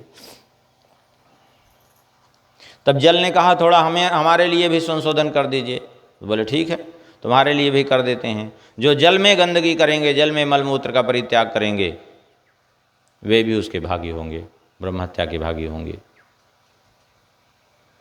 वृक्षों ने कहा थोड़ा हमारे लिए भी संशोधन कर दीजिए। और तो कहा ठीक है, जो अमावस्या के दिन, पूर्णिमा के दिन वृक्ष का छेदन करेंगे, वृक्षों की डालियां तोड़ेंगे, वृक्ष काटेंगे, उनकी डालियां काटेंगे, वे भी ब्रह्म हत्या के पाप के भागी होंगे। इसलिए किसी भी स्थिति में अमावस्या के दिन किसी भी वृक्ष की डाली को, क्या पत्ते को भी नहीं तोड़ना चाहिए। यदि आप तोड़ रहे हैं तो फिर आप पाप के भागी बन जाएंगे, पक्की बात है। स्त्रियों ने कहा भी हमारे लिए भी थोड़ा संशोधन कर दीजिए। बोले ठीक है, तुम जब अपवित्र अवस्था में रहोगी तो उस समय जो तुम्हारा सहवास करेगा वो भी पाप का भागी बन जाएगा। इस प्रकार से उनका संशोधन भी किया और ब्रह्म हत्या से मुक्त हो गए। अब त्वष्टा जो है, जो विश्वरूप के पिता थे, वे बड़े कुपित हुए और कुपित होकर के इंद्र शत्रु विवर्धस्व विद्युषम जहिमाचरम, इंद्र शत्रु की वृद्धि हो, इंद्र शत्रु प्रकट हो, ऐसा संकल्प करके वे जो है यज्ञ करने लगे। लेकिन इसमें एक त्रुटि हो गई। त्रुटि ये हो गई कि इंद्र शत्रु विवर्धस्व क्रोध में थे। उस क्रोध अवस्था में जब उन्होंने उच्चारण किया इंद्र शत्रु विवर्धस्व, तो उच्चारण में थोड़ी सी त्रुटि हो गई। उदात्त के बजाय अनुदात्त उच्चरित हो जाने से पूरा अर्थ ही बदल गया। एक शब्द, वो भी शब्द वही था, केवल उच्चारण में थोड़ा सा स्वर में अंतर हुआ, ये पूरा अर्थ बदल गया। और इंद्र को मारने वाला नहीं बल्कि इंद्र से मरने वाला पुत्र पैदा हो गया। अग्निकुंड से निकल पड़ा, जिसका नाम हुआ वृत्तासुर। वृत्तासुर ने स्वर्ग पर अधिकार कर लिया। देवराज इंद्र इधर उधर फिर भटकने लगे। अंत में भगवान से प्रार्थना की तो भगवान ने कहा एक ही उपाय है वृत्तासुर को मारने का। बोले क्या उपाय है? बोले उपाय यह है कि दधीचि की हड्डियों से यदि वज्र का निर्माण हो तो उसी से वृत्तासुर का वध होना संभव है, दूसरा कोई उपाय नहीं है। तो दधीचि जी के पास गए। दधीचि जी उस समय नैमिषारण्य में विद्यमान थे। दधीचि जी के पास जाकर के देवताओं ने प्रणाम किया और अपनी सारी व्यथा सुनाई और कहा कि आप अपनी हड्डियां हमें दान कर दें तो हम वज्र बनवा करके उसी से वध करें वृत्तासुर का। दधीचि जी ने कहा हम अपनी हड्डियां तो दे दें, हम अपने शरीर का त्याग कर देंगे, इसमें कोई हमें मोह नहीं है अपने शरीर से। मोह तो होता है जो विषयी पुरुष होता है, और जो भगवत भक्त है उसको मोह कैसा।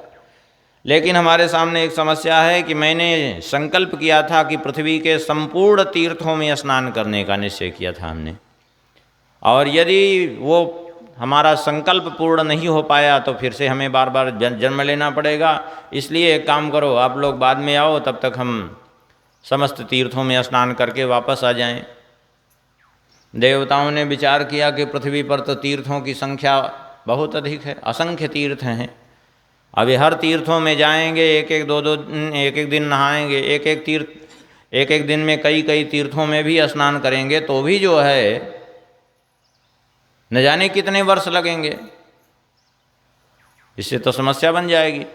कब तक हम ऐसे जो है वृत्तासुर का अत्याचार सहन करेंगे? तो देवराज इंद्र ने कहा कि मुनिवर आपको किसी तीर्थ में जाने की आवश्यकता नहीं है, हम सारे तीर्थों को यहीं बुला लेते हैं, यहीं पे आप स्नान कर लीजिए। बोले ठीक है। तो देवराज इंद्र ने समस्त तीर्थों का आवाहन किया, वहीं पर सारे तीर्थ वहीं प्रकट हो गए। और देवराज इंद्र के बुलाने पर जब सारे तीर्थ प्रकट हो गए तो दधीचि जी ने उसी में स्नान किया और अपने देह का परित्याग कर दिया। वो तीर्थ कौन सा है? नैमिषारण्य में अभी भी वो विद्यमान है तीर्थ। इसीलिए कहते हैं पृथिव्याम यानि तीर्थानि तानि सर्वाणि नैमिषे। पृथ्वी पर जितने तीर्थ हैं वो सभी नैमिषारण्य के उस तीर्थ में विद्यमान हैं। कौन सा तीर्थ है? मिश्रिक तीर्थ है, दधीचि कुंड जिसको कहते हैं, मिश्रिक तीर्थ। उसमें सारे तीर्थ पृथ्वी के जितने हैं सब विद्यमान हैं एक साथ। इसलिए उसमें स्नान करने से सारे तीर्थों में स्नान का फल प्राप्त हो जाता है।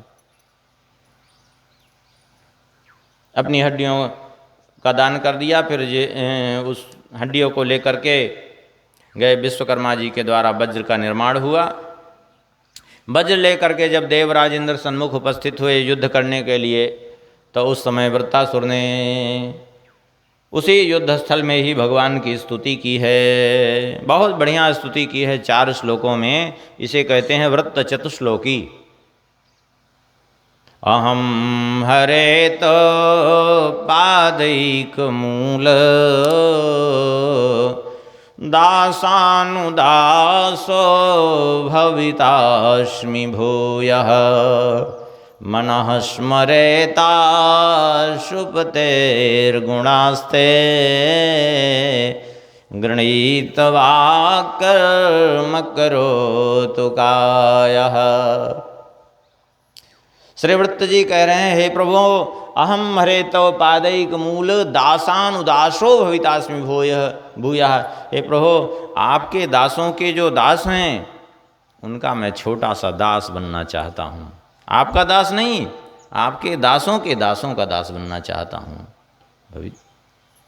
तव पादैक मूल दासानुदासो भवितास्मि भूयः। और मन सदा सर्वदा आपके चरण कमलों में लगा रहे, वाणी से सदैव आपका गुणगान होता रहे, और शरीर से सदैव आपके प्राण प्यारे भक्तों की सेवा होती रहे। बस यही हमारी इच्छा है, इसके अतिरिक्त हमें कुछ भी नहीं चाहिए। ये क्या है? यह है भक्त का धर्म। अब भक्त का धन क्या है? न नाक पृष्ठम न च पारमेष्ठ्यम न सार्वभौमं न रसाधिपत्यं न योगसिद्धिरपुनर्भवं वा समञ्जसत्वाविरहय्यकाङ्क्षे। ननाक पृष्ठम, मुझे स्वर्ग का आधिपत्य नहीं चाहिए, अर्थात देवराज इंद्र नहीं बनना चाहता हूँ। न पारमेष्ठ्यम, मैं ब्रह्म पद नहीं चाहता, अर्थात ब्रह्मा भी नहीं बनना चाहता हूँ। न सार्वभौमम न रसाधिपत्यम, संपूर्ण पृथ्वी का चक्रवर्ती सम्राट भी नहीं बनना चाहता हूँ, रसातल लोक का राजा भी नहीं बनना चाहता हूँ। कहाँ तक कहें, योग की सिद्धियाँ भी नहीं चाहिए, मोक्ष भी नहीं चाहिए। फिर चाहिए क्या? कहते हैं समञ्जसत्वाविरहय्यकाङ्क्षे, आपका विरह चाहिए और कुछ नहीं चाहिए, आपका विरह चाहिए। यही है भक्त की सबसे बड़ी संपत्ति, यही सबसे बड़ा धन उसका। कैसा विरह चाहिए?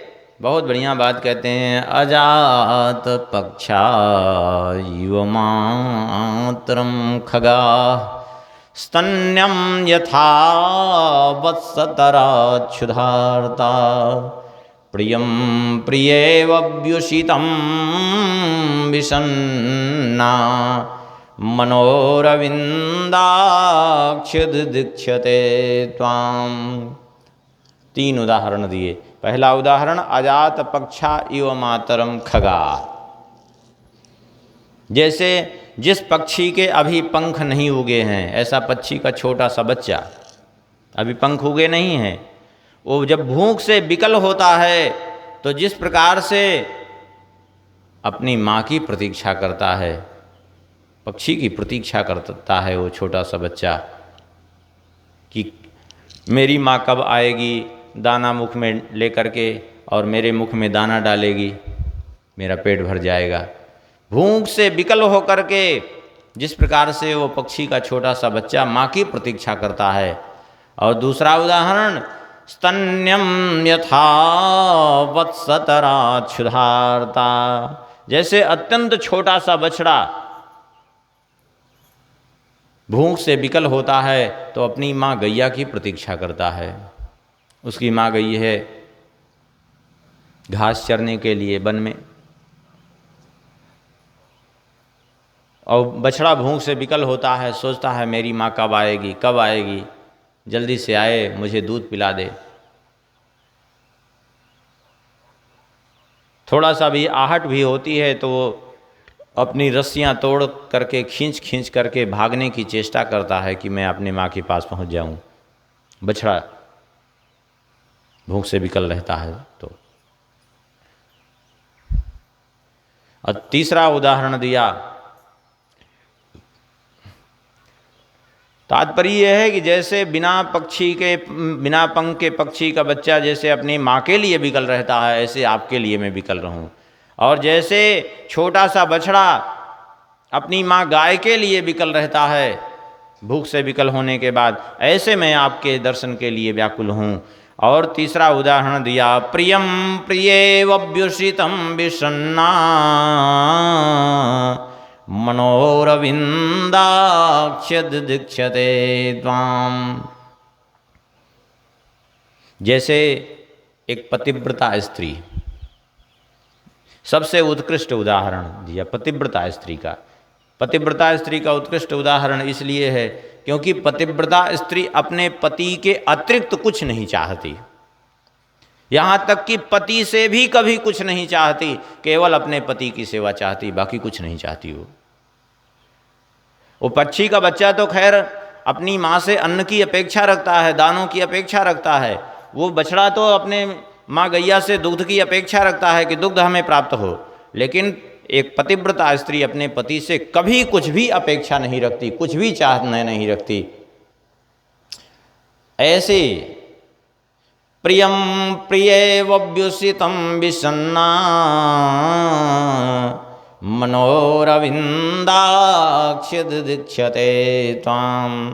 जैसे एक पतिव्रता स्त्री कहीं बाहर गए हुए पति की प्रतीक्षा कर रही है, पति के आने का समय हो गया है, और वो जिस प्रकार से विकल होकर के अपने पति की प्रतीक्षा करती है, यहाँ तक कि थोड़ा भी यदि पति के आने में विलंब होने लगता है तो उसको व्याकुलता सी होने लगती है कि कहीं कुछ हो तो नहीं गया। तमाम आशंकाएं मन में उत्पन्न होने लगती हैं। ऐसे विकल होकर के प्रतीक्षा करती है। यहाँ तक कि घर के भीतर है, बाहर कुछ खटपट भी होता है तो भी वो झांक करके देखती है, लगता है आ गए हमारे स्वामी। ऐसी उसकी भावना होती है। इतना प्रगाढ़ चिंतन एक पतिव्रता स्त्री का, कहते हैं ऐसी हो। जैसे अब थोड़ा सा ऐसे समझें, एक उदाहरण देते हैं। जैसे दिव्य वृंदावन का निकुंज वन है, निकुंज वन में श्री राधा रानी श्याम सुंदर की प्रतीक्षा कर रही हैं, श्री कृष्ण की प्रतीक्षा कर रही हैं। कैसे प्रतीक्षा कर रही हैं? बोले श्री कृष्ण के लिए सुंदर अपने हाथों से सुंदर सुंदर सुकोमल पुष्प और पत्रों को, सुकोमल पत्रों को तोड़ तोड़ करके उनके लिए सैया बना रही हैं कि श्री कृष्ण आवेंगे, इस सुंदर सुकोमल सैया पर विश्राम करेंगे। इस प्रकार से श्री कृष्ण के लिए वो सुंदर सैया बना रही हैं और सैया बनाती जा रही हैं और श्री कृष्ण का चिंतन कर रही हैं, उनकी प्रतीक्षा कर रही हैं। कैसी प्रतीक्षा कर रही हैं? कैसी प्रतीक्षा कर रही हैं? उसकी झांकी देखिए।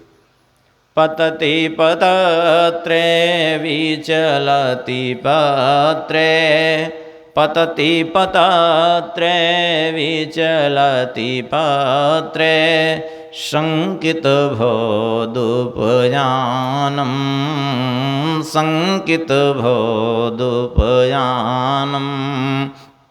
रचयति शयनं सचकितनयनं, रचयति शयनं सचकितनयनं, पश्यति तो पन्थानं, पश्यति तो पन्थानं, धीरसमीरे यमुनातीरे, धीरसमीरे यमुनातीरे, वसति वने वनमाली, वसति वने वनमाली, गोपीपीन पयोधर मर्दन, गोपीपीन पयोधर मर्दन, चंचल कर युगसाली, चंचल कर युगसाली। कैसी प्रतीक्षा कर रहे हैं? बोले पतति पतत्रे, पत्ता ऊपर से गिरा हवा के द्वारा, तो पत्ते के गिरने की ध्वनि सुन करके श्री राधा जी सोचती हैं कि लगता है श्याम सुंदर आ गए। दौड़ती हैं देखने के लिए। विचलति पत्रे, हवा के झोंके से पत्ता हिला तो सोचती हैं लगता है आ गए। संकित भवदुपयानम, दौड़ती हैं देखती हैं। रचयति शयनम सचकित नयनम, सैया बना रही हैं लेकिन चकित नेत्रों से पश्यति तव पंथानम, मार्ग देख रही हैं। ये है उनकी स्थिति। ऐसी विकलता है दर्शन की। अब ऐसी विकलता होगी तो भगवान दूर रहेंगे क्या? कभी नहीं दूर रहेंगे। मानो यही कहना चाहते हैं श्रीव्रत जी, अजात पक्षा इव मातरम खगा, स्तन्यम यथा वत्सतराक्षुधार्ता, प्रियं प्रियेवव्युषितं विषण्णा, मनोरविन्दाक्षद दीक्षते त्वाम। ऐसी विकलता हो आपके दर्शन की।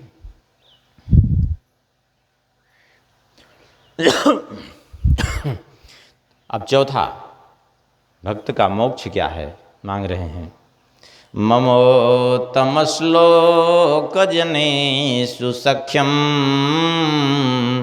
संसार चक्रे भ्रमतः स्वकर्मभि त्वन्मायजात्मात्मजदार गेहे स्वासक्त चित्तस्य नाथ भूयात्। हे प्रभु, कहते हैं यदि अपने कर्मानुसार हम संसार चक्र में भटकें तो उसकी हमें चिंता नहीं है, उसका हमें कोई भय नहीं है, लेकिन बस एक ही प्रार्थना है कि यदि संसार चक्र में भटकें तो भटकें, लेकिन कृपा इतनी बनाए रखिए कि ममोत्तमश्लोक जनेषु सख्यम, जिस जिस जगह हम जाएं, जिस जिस योनि में जाएं, मम उत्तम श्लोक जनेषु सख्यम, मेरी भगवान के जनों में, आपके भक्तों में मेरी प्रीति हो। उत्तम श्लोक, उत्तमै श्लोकै स्तूयते गीयते असौ उत्तम श्लोकः श्री रामः श्री कृष्णः नारायणः तज्जनेषु मम सख्यम भवतु। ऐसी कृपा कर दीजिए कि आपके प्राण प्यारे भक्तों में मेरी प्रीति हो, आपके जनों से मेरा मैत्री भाव सदा बना रहे, उनके जनों, आपके जनों का सदा सर्वदा जो है संग मिलता रहे, तब हमें फिर संसार चक्र में भटकने की में भी कोई चिंता नहीं है। और त्वन्माययात्मात्मजदार गेहे, देखिए संसार चक्र में भटकने में समस्या तो तब होती है जबकि आदमी विमुख हो जाता है। जब भगवान के भक्तों का संग हो, भगवान की कृपा बनी रहे, तो संसार चक्र में भटकना भी भटकना नहीं हो जाएगा। गोस्वामी जी भी यही बात कहते हैं विनय पत्रिका में, हे प्रभु कुटिल कर्म ले जाए जहाँ जहाँ मोहि अपनी बरियाई, कुटिल कर्म ले जाए जहाँ जहाँ मोहि अपनी बरियाई, तहाँ तहाँ जन छोह छाड़ी हो कमठ जंड की नाई, तहाँ तहाँ जन छोह छाड़ी हो कमठ जंड की नाई, यह बिनती रघुवीर गुसाई। कहते हैं वहाँ वहाँ अपना छोह अर्थात अपना प्यार दुलार मत छोड़िएगा। कैसे, बड़ा बढ़िया उदाहरण दिया गोस्वामी जी ने, कमठयंड की नाई, जैसे कछुई अपने अंडे का चिंतन नहीं छोड़ती। कछुई आप लोग शायद जानते हों, कुछ लोग कुछ ना भी जानते होंगे। कछुई रहती कहाँ है? जल में। लेकिन जल में रहती है, वो अंडे कहाँ देती है? अंडे जल में नहीं देती है, अंडे देती है जाके मिट्टी में, बालू में रहती है, जल में। और अंडे देने के लिए वो जल से बाहर निकल करके आती है और जाके कहीं मिट्टी में जाके अंडे देती है जगह बना करके। और बड़ी विचित्र बात यह है कि अंडे देने के बाद वो कछुई जल में फिर से चली जाती है और फिर लौट करके कभी उन अंडों के पास नहीं जाती हो। और विचित्रता तो यह है कि उन अंडों का निरंतर वो जल में रहते हुए भी, जल में वो विचरण करती रहती है, लेकिन चिंतन हमेशा अंडों का करती है वो। और उसके चिंतन का प्रभाव यह है कि वो अंडा पोषित होता रहता है। यदि वो कछुई अंडे को भूल जाए अपने, तो अंडा पोषित नहीं होगा, सड़ जाएगा, अंडा खराब हो जाएगा, उससे बच्चे नहीं निकलेंगे, फिर नष्ट हो जाएगा वो अंडा। लेकिन उसके चिंतन का प्रभाव देखिए कि वो अंडा पोषित होता है, और पोषित होता है धीरे धीरे वो अंडा तैयार होकर के, जो उससे अंडे फूटते हैं तो कछुए के छोटे छोटे बच्चे निकल आते हैं। अब बच्चे निकल करके सरक सरक करके धीरे धीरे करके वो जल में चले जाते हैं। तब जा करके कछुई से भेंट होती है उनकी। गोस्वामी जी भी यही मानो कह रहे हैं कि हे प्रभु, जैसे कछुई जल में रहती है, अंडे उसके पास में नहीं रहते, लेकिन कछुई चिंतन अंडों का करती है। अंडे जो है कछुई का चिंतन नहीं करते, बल्कि कछुई अपनी ओर से अंडों का चिंतन करती है। अंडे तो जड़ जा रहे हैं, वो निष्क्रिय हैं, वो क्या चिंतन करेंगे? लेकिन कछुई अंडों का चिंतन करती रहती है, उसके चिंतन से पोषित होता है। इसी प्रकार से हे प्रभु, हम तो जड़ जीव हैं, हम आपका चिंतन नहीं कर सकते तो नहीं कर सकते, कम से कम आप ही हमारा चिंतन कर लिया करिए। यही गोस्वामी जी कह रहे हैं। मानो कैसे जड़ हैं, कैसी जड़ता है हमें।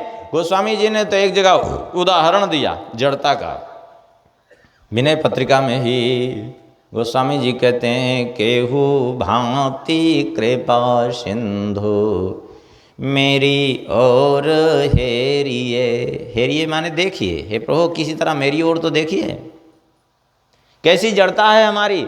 गोस्वामी जी कहते हैं, साहस सिलाते आती जड़ मती भई है, साहस सिलाते जाते जड़ मती भई है, कासो कहो के ही गति पाह नहीं दई है। हम दूसरे किससे कहने जाएं? कौन है इस संसार में ऐसा जिसने पत्थर का उद्धार किया हो, जिसने पत्थर को तार दिया हो? एक आप हैं मात्र प्रभु।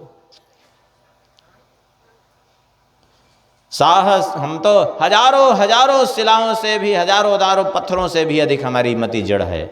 साहस सिलाते अति जड़ मति भई है, कासो कहो के ही गति पाह नहीं दई है। यही बात मानो श्री वृत्त जी कह रहे हैं, हे प्रभु कहीं भी हमारा जन्म हो उसकी हमें चिंता नहीं है, लेकिन बस केवल एक ही प्रार्थना है कि जहाँ भी जन्म हो आपके प्राण प्यारे भक्तों का संग हमें प्राप्त होता रहे, फिर हमें संसार की चिंता नहीं है। और त्वन्माययात्मात्मजदार गे श्वासक्त चेतस्यनाथ भूयात्। आपकी माया में जो भटक रहे हैं ऐसे लोगों से दूर दूर तक हमारा कोई संबंध न हो, ऐसे लोगों में हमारी कभी कोई आसक्ति न हो। त्वन्मायात्मा मजदार गे श्वासक्त चित्तस्यनाथ भूयात्। बस यही प्रार्थना है।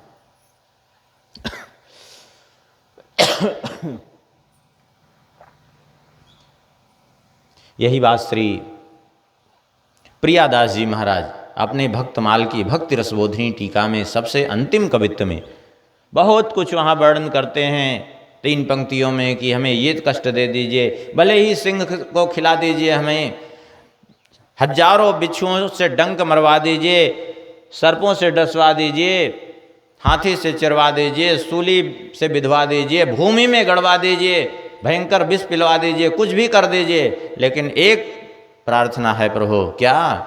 बोले भले ही कष्ट पर कष्ट हमें दे दीजिए, लेकिन एक प्रार्थना यही है, इसको सुन लीजिए।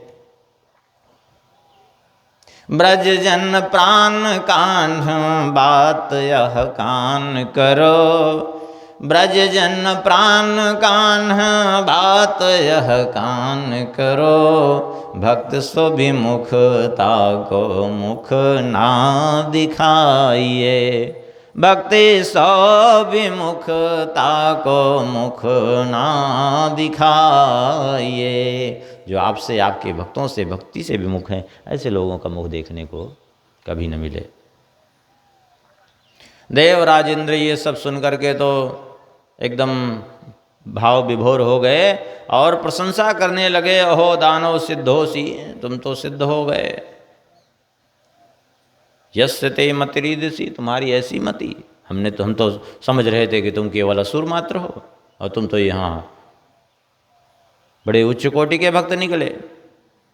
अब जब इतने उच्च कोटि के भक्त, तो तुम्हारी हमारी शत्रुता क्या? फिर तो तुमसे हमको कोई परेशानी ही नहीं, कोई समस्या नहीं। वृत्तासुर ने सोचा कि ये तो देवराज इंद्र इस तरह से तो हमको मारने से विमुख हो जाएंगे, और ये मारेंगे नहीं तो इस दानव, इस दैत्य कुल से, इस जो है असुर योनि से हमारा उद्धार कैसे होगा। इसलिए किसी भी तरह से ऐसा कुछ करना चाहिए कि ये हमको मारने के लिए विवश हो जाएं। ऐसा विचार करके वृत्तासुर ने क्या किया, देवराज इंद्र को ऐरावत हाथी समेत उठा करके निगल लिया, सीधा पेट में चले गए। अब जब पेट में चले गए तो अब तो मारना ही पड़ेगा निकलने के लिए। नारायण कवच से सुरक्षित होने के कारण देवराज इंद्र का कुछ बिगड़ा तो नहीं, पेट फाड़ करके बाहर निकले और अपने वज्र से जो है वृत्तासुर का सिर धड़ से अलग किया। इंद्र पर पुनः और सबके देखते देखते वृत्तासुर की दिव्य ज्योति निकल करके भगवान में विलीन हो गई। वृत्तासुर का तो उद्धार हो गया भगवान की कृपा से, लेकिन देवराज इंद्र पर पुनः ब्रह्म हत्या का आक्रमण हो गया। ब्रह्म हत्या इनके पीछे पड़ी, भाग करके जो है जाके मानसरोवर के जल में छुपे, बहुत समय छुपे रहे। तब तक के लिए कार्यकारी तात्कालिक देवराज इंद्र के पद पर राजा नहुस को बैठाया गया, लेकिन एक दिन नहुस देवी सची को देख करके मोहित हो गए, तो बोले जब देवराज यहाँ का मैं हूँ, इंद्र मैं हूँ, तो इंद्राणी मेरी पत्नी होनी चाहिए। सबने बहुत समझाया, लेकिन बुद्धि जब खराब होती है तो ऐसे ही होती है। और परिणाम ये हुआ कि इंद्राणी भाग करके बृहस्पति जी के पास गई। बृहस्पति जी ने उनको देवराज इंद्र का पता बताया कि जाओ देवराज इंद्र वहाँ छुपे हैं। देवराज इंद्र के पास इंद्राणी पहुँची तो देवराज इंद्र ने कहा इस समय तो हम भी रक्षा नहीं कर सकते, लेकिन उपाय तुम्हें ऐसा बता दे रहे हैं कि जिससे कि नहुस अपने आप उनका पतन हो जाएगा। वहीं से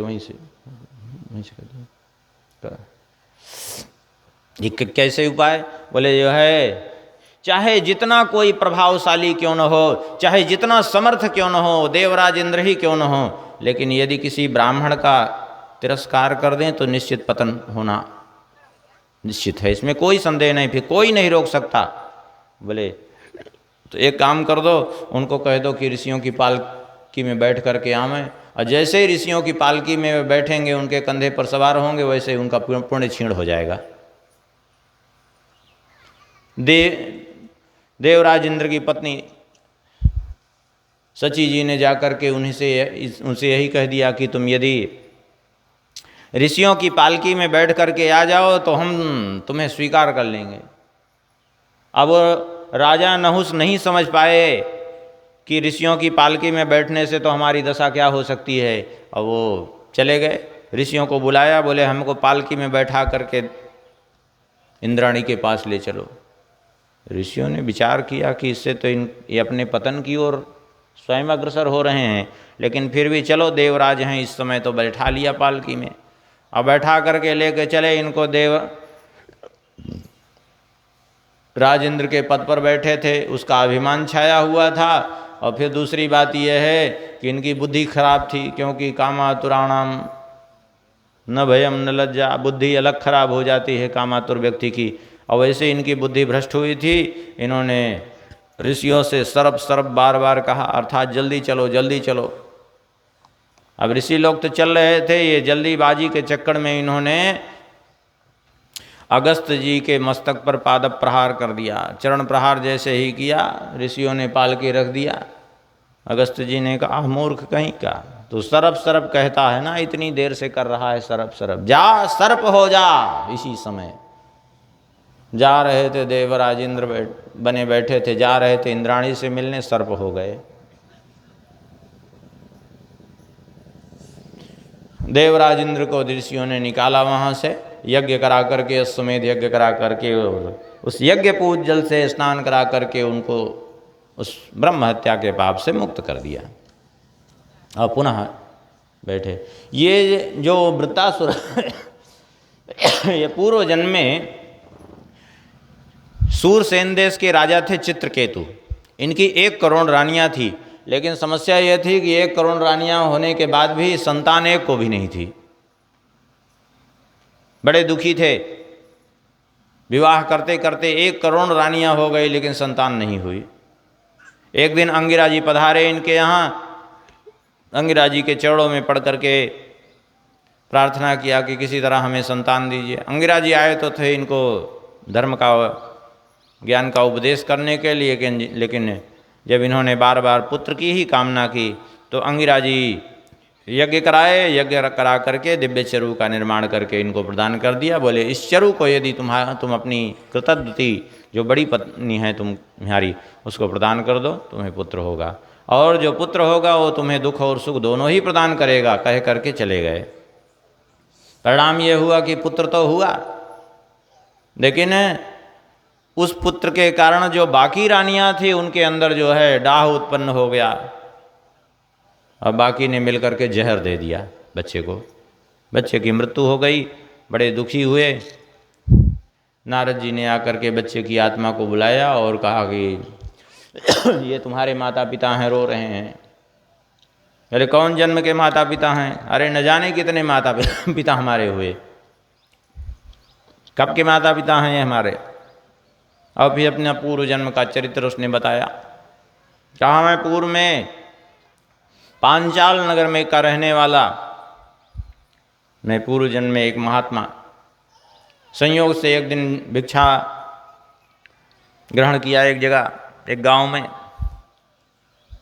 और भिक्षा मांग करके हमने भोजन तैयार किया अपने से। लेकिन जब भोजन बनाया तो जो लकड़ी कंडी जो जलाई, उन कंडियों में चींटियां भरी हुई थी, और हमने चींटियों को देखा नहीं, अनजान में वो चींटियां जल करके भस्म हो गई, और वही चींटियां ये रानियां बन करके यहाँ बदला लेने के लिए हमसे आई, और इन सब ने बदला अपना चुका दिया। ये कहो कि भगवान का भजन हमने किया था, भगवान की कृपा थी तो एक ही जन्म में सारा बदला चुका दिया, नहीं तो इसके लिए हमें बार बार जन्म लेना पड़ता, कह करके वो पुनः चला गया। बालक जीवात्मा उसकी चली गई। चित्रकेतु को वैराग्य हो गया, नारद जी से दीक्षा लेकर के भगवान के भजन में प्रवृत्त हो गए। उनको भगवान शेष जी का दर्शन हुआ। शेष जी ने इनको विद्याधरों का अधिपति बना दिया, लेकिन एक समस्या हो गई। एक दिन विमान पर बैठे हुए विचरण करते हुए पहुंच गए ये कैलाश पर्वत। भगवान शंकर जी अपने वाम जंघा पर पार्वती जी को बैठाए हुए बड़े बड़े ऋषि महर्षि सनकादिक नारद आदि ऋषि बैठे थे, उनको उपदेश कर रहे थे ब्रह्म तत्व का। इन्होंने देखा ऊपर से तो हंसी उड़ा दी। बोले ये देखो, ये श्लोक गुरु साक्षात धर्मम वक्ता शरीरणाम, ये सारे जगत के गुरु हैं, इनको तो देखो। इनको लज्जा भी नहीं आ रही, इतनी बड़ी सभा में अपनी पत्नी को गोद में लिए बैठे हैं। भगवान शंकर जी तो कुछ नहीं बोले, हंस करके रह गए। लेकिन पार्वती जी कुपित होकर के उठ के खड़ी हो गई। और पार्वती जी ने कहा, रे दुष्ट, तू ही है सारे जगत का अयम कि मधुना लोके शास्ता धन धरह प्रभु, तू ही सारे जगत का जो है शासक है क्या? तू आया है भगवान शंकर जी को उपदेश देने की, क्या करना चाहिए क्या नहीं करना चाहिए, तुझे पता नहीं है कि इनके अर्धांग में सदा मेरा निवास है, इसीलिए अर्धनारीश्वर कहलाते हैं। शंकर जी और मुझ में कोई भेद नहीं है, मैं इनसे सर्वथा अपृथक हूं। इनके आधे अंग में मेरा सदा जब निवास है तो फिर इनसे मैं अलग कैसे हूं? और तुझे दोष दिखाई पड़ा है। यहाँ तेरे गुरु नारद जी बैठे हैं, सनकादिक बैठे हैं, बड़े बड़े जो है अमलात्मा विमलात्मा महर्षि बैठे हैं, इनको दोष नहीं दिखाई पड़ रहा है, तुझे दोष दिखाई पड़ रहा है। तो भगवान का पार्षद होने लायक नहीं, राक्षस होने लायक है, जा असुर हो जा। श्राप दे दिया। इसी कारण से उसको असुर योनि प्राप्त हुई, और दूसरे जन्म में असुर होकर के, वृत्तासुर होकर के उसका जन्म हुआ। लेकिन पूर्व जन्म में जो भक्ति की थी, उस भक्ति के प्रभाव से वो भक्ति बनी रही, इसलिए अंत में कल्याण हो गया। आगे वर्णन करते हैं। एक बार की बात है, कश्यप जी की जो पत्नी थी दिति, दिति ने जो है कश्यप जी की बड़ी सेवा की। कश्यप जी एक दिन प्रसन्न हो गए। कश्यप जी ने कहा, देवी क्या चाहिए, मैं तुम पर प्रसन्न हूँ, जो इच्छा हो वरदान मांग लो। तो दिति ने कहा कि ठीक है, आप प्रसन्न हैं तो जो मैं मांगू देंगे। बोले हाँ, अब दूंगा ही। तो ठीक है, हमें इंद्र को मारने वाला पुत्र प्रदान कर दीजिए। अब इतना सुनकर के तो कश्यप जी के होश उड़ गए। कश्यप जी मन ही मन अपने आप को धिक्कारने लगे कि हमने व्यर्थ ही कह दिया इससे मांगने के लिए। सत्य ही कहा है कि विधि उन नारी हृदय गति जानी, स्त्रियों के हृदय में क्या छुपा हुआ है इसको विधाता भी नहीं समझ सकते। मैंने बिना इसके भाव को जाने हुए इससे कह दिया कि जो है वरदान मांगो, और इसने ऐसा वरदान मांगा कि मेरे ही पुत्र के लिए घातक, क्योंकि इंद्र भी तो कश्यप जी के ही पुत्र हैं। लेकिन अब वरदान दे चुके थे तो कह दिया ठीक है तुम्हें ऐसा पुत्र मिलेगा, लेकिन इसके लिए तुम्हें एक नियम, एक व्रत करना पड़ेगा। कौन सा व्रत? बोले पुंसवन व्रत। उसका नियम बता दिया विधिवत कि इस व्रत में किसी भी प्राणी को मन वाणी क्रिया से किसी को कष्ट नहीं पहुंचाना है, किसी को शाप नहीं देना है, गाली नहीं देना है, झूठ नहीं बोलना है, शरीर के नख रोम आदि अलग नहीं करने हैं, किसी पर क्रोध नहीं करना है, जल में प्रवेश करके स्नान नहीं करना है, बिना धुला वस्त्र नहीं पहनना है, किसी से दुष्ट व्यक्ति से बात नहीं करनी है, किसी के ऊपर क्रोध नहीं करना है, जूठा नहीं खाना है। इस प्रकार से जो है बहुत से नियम हैं, सब बता दिया।